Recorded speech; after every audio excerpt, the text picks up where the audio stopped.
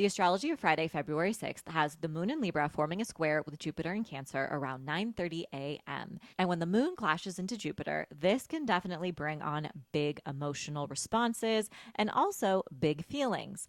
When the moon meets with Jupiter, this can also look like a crisis of faith or feeling uncertain about what comes next, the goals that you're focused on, or needing to stand up for your beliefs in some way, or getting into a disagreement.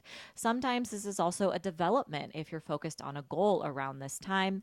And the moon does have to do with our emotions and our inner world. And so this can really amplify any feelings that you're feeling or any emotions that you have kind of ignored. Jupiter tends to expand every planet that it touches. But good news, because around 11:30 a.m., the moon in Libra forms a trine with the sun in Aquarius, and the moon and the sun are our two luminaries in astrology. They are the two most important planets in the sky.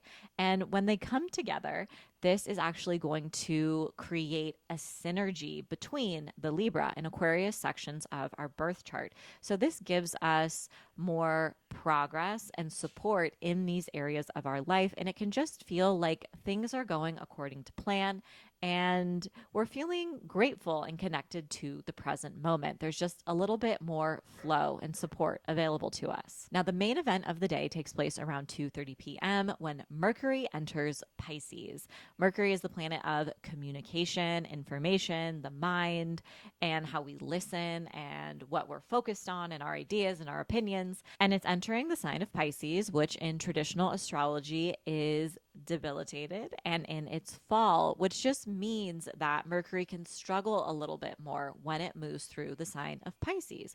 Pisces is very spiritual and emotional and intuitive, and it tends to assume that other people understand or know what they're thinking because they are so intuitive and they can pick up on what other people are thinking and feeling.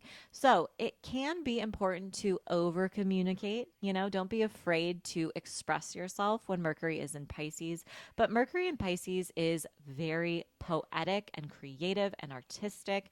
And it's a great time to connect with your spiritual practices, your ancestral practices, and to do divination work as well. Now, honorable mention, we will have a Mercury retrograde in Pisces later this month, starting on February 25th. So the pre-shadow period hasn't started just yet, but you are going to start to pick up on personal clues and themes regarding what your personal Mercury retrograde story is going to look like.